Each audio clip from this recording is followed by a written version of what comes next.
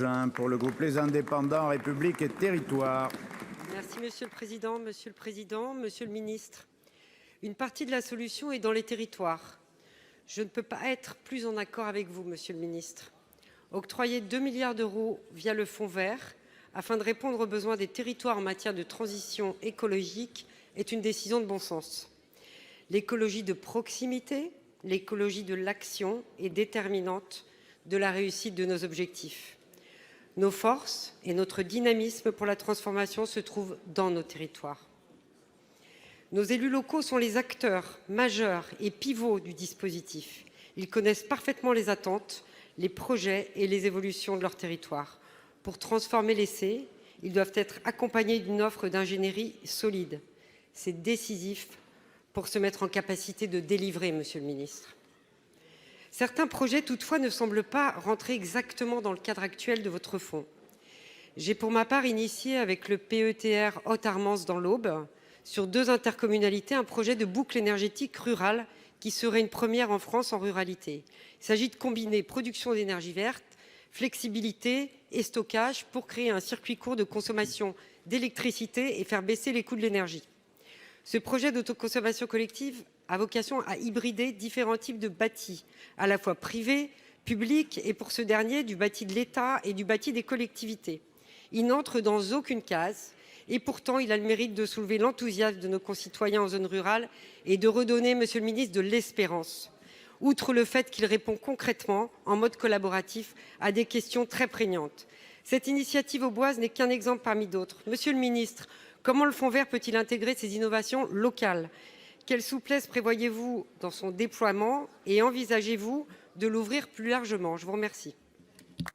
Merci. Pour vous répondre, la parole est à Monsieur Christophe Béchu, ministre de la Transition écologique et de la cohésion des territoires. Monsieur le Président, Mesdames et Messieurs les sénateurs, Madame la sénatrice Paoli-Gagin.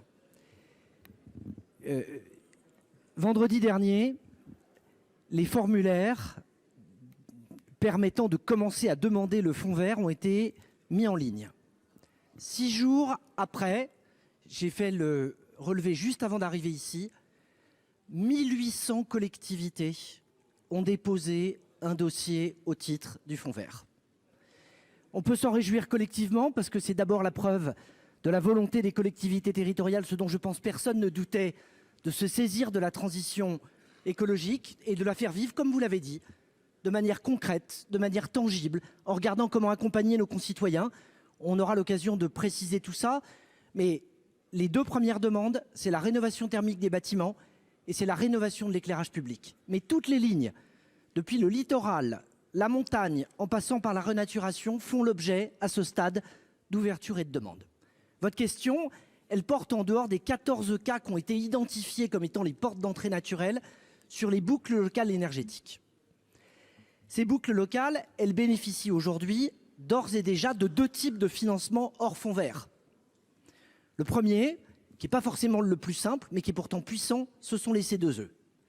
Et le deuxième, c'est le fonds chaleur de l'ADEME, qui ici d'ailleurs, dans cet hémicycle, à l'occasion des débats, a fait l'objet d'un confortement pour être porté à plus d'un demi-milliard d'euros.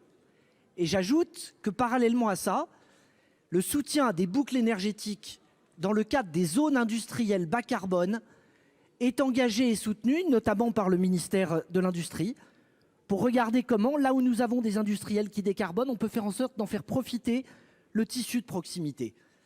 Je vous invite vraiment à regarder de manière très étroite avec l'ADEME comment on pourrait avoir des projets pilotes de boucles locales, énergétiques locales.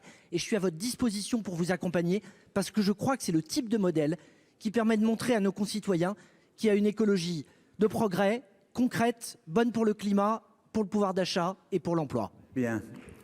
Madame Paoli-Gagin, 10 secondes. Non. Non, je vous remercie, Monsieur le Ministre. On va examiner ces dispositifs.